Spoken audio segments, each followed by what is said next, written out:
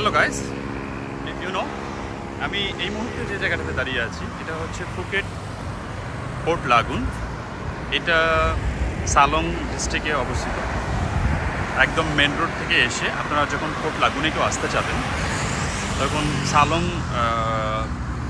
আপনারা যখন গুগল ম্যাপে এটা সার্চ করবেন পোর্ট লাগুন, এই যে পোর্ট লাগুন আপনারা যখন সার্চ করবেন তখন এই ঠিক মেন রোডের পাশে, সালং ডিস্ট্রিক্টে মেন রোডের পাশেই এই যে দেখেন পোর্ট লাগুন লেখা।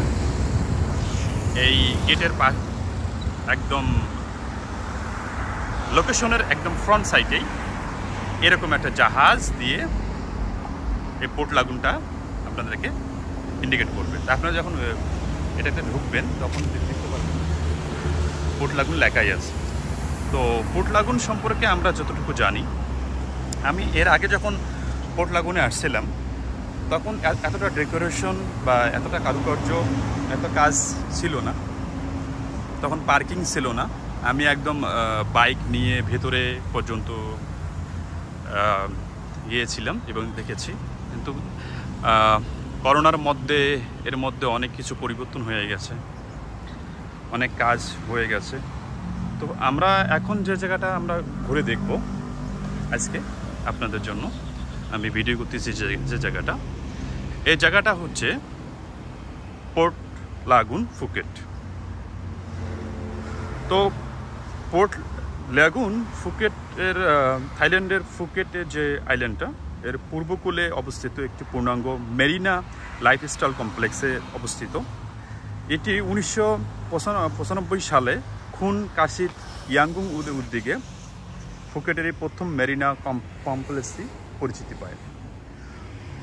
ফুকেট বে লাগুনটি যে জায়গাতে অবস্থিত সে জায়গাটার নাম হচ্ছে,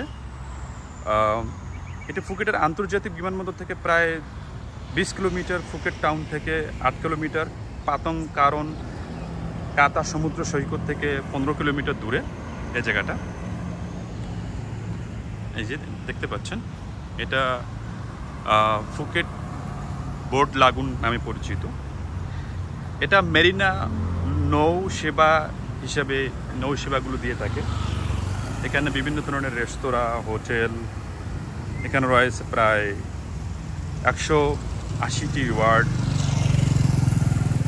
160টি হার্ড স্যান্ড এবং ট্রাইং ফলিং বোর্ড। মেরিনারও রয়েছে 3টে ট্রাভেল লিফট। তারপরে এখানে সার্বিক উচ্চমানের ওয়াশিং, ফিনিশিং, নৌকা মেরামতের সুবিধা, যেমন কাঠের কাজ, ফাইবার মেরামত, স্টিল নির্মাণ, ক্যানভাস সরবরাহ, বিভিন্ন ধরনের পোর্টের বিভিন্ন ধরনের সার্ভিস এখানে দেয়া থাকে। তো এশিয়ান ইয়ার্ড ফিনিশিংয়ের যে সমস্ত কার্যক্রম আমরা জেনে থাকি, তো এখানে সব কিছু করা হয়।